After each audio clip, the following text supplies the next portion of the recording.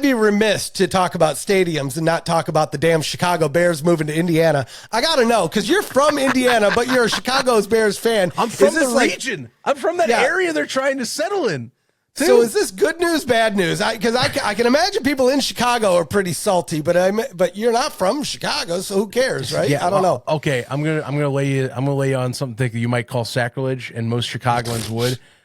Because it's easier for me to say I'm from Chicago or like that area, I usually start with that, and then I will evolve it to, if someone asks deeper, I'll go, well, I originally grew up in Valpo or near Valpo, and then I'll say like Couts. Couts is really the town.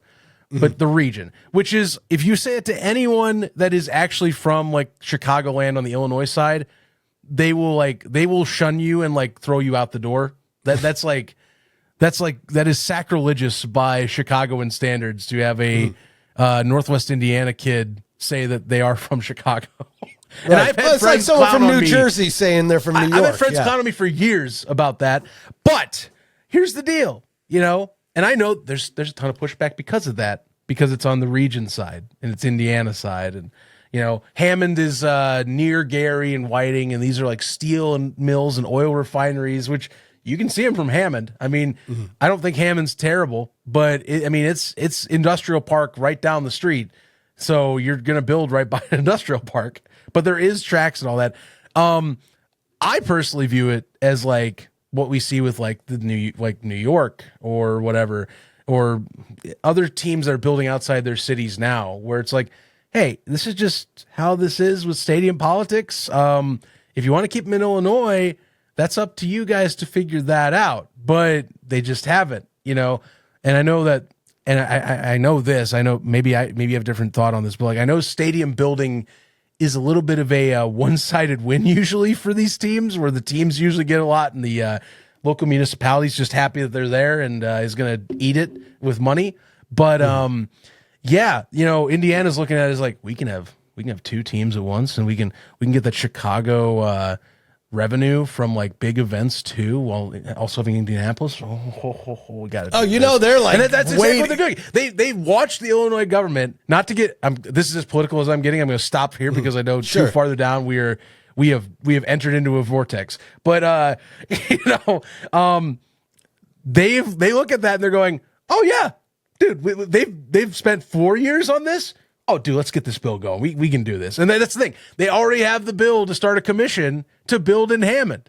So I think it's happening there, to me personally.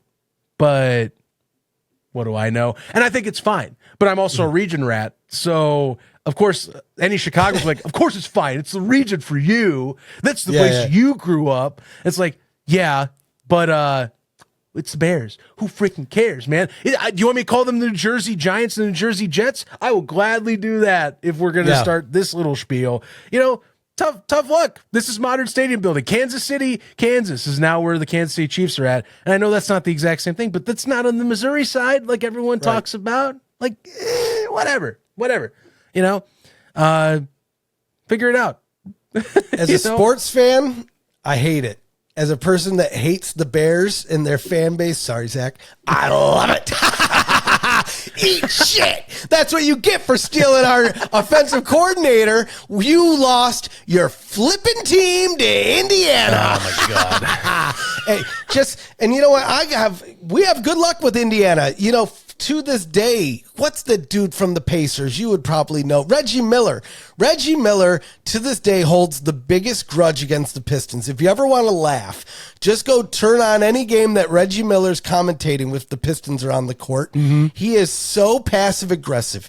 He's so mad that Tayshaun Prince, the long arm of the law, came out of nowhere and blocked his ass out of the finals.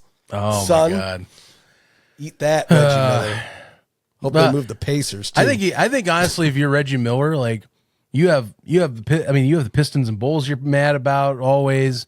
Even the Pistons, I think even more so, because like indirectly you can think about it like some people bring up the malice at the palace, and they view that as if that never happens, Indiana might have actually won the title that year because they were looking that good with Ron Artest in them. And because of that fight alone, taking out like Ron Artest, Jermaine O'Neal, Miller was already aging at that point. Like, they feel there's a lot of, if you talk to some Indiana fans from where I'm back out when I was in Indianapolis, it'd be like, yeah, that was a championship team that got KO'd because of stupidity happening in Detroit or Auburn Hills that night. Yeah, man. Good times. And that's why I love the Pistons now, because they're just being mean. They're like the bad boys again. Dude, basketball needs to have some more aggression. I am so tired of these high-scoring all-star game crap things that they are.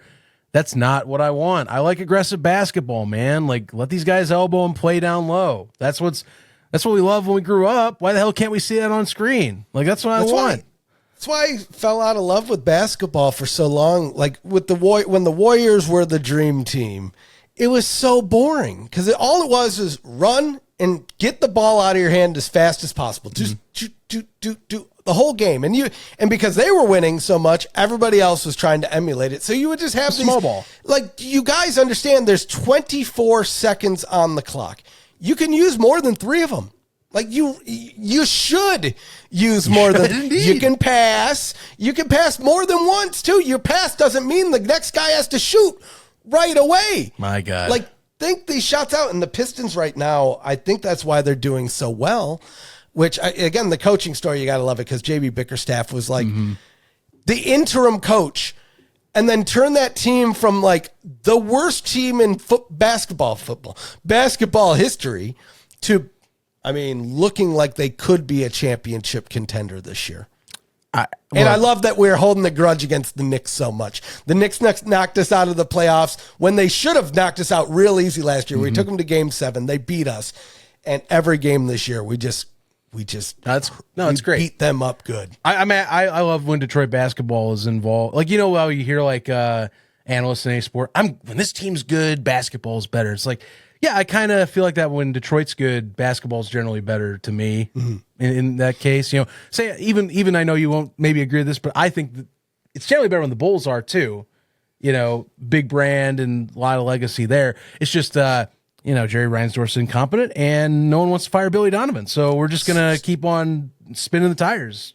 Speaking of the Bulls, Zach, did you see that Jordan knocked down 2 missiles? 2 of those Iranian missiles. I mean, LeBron could never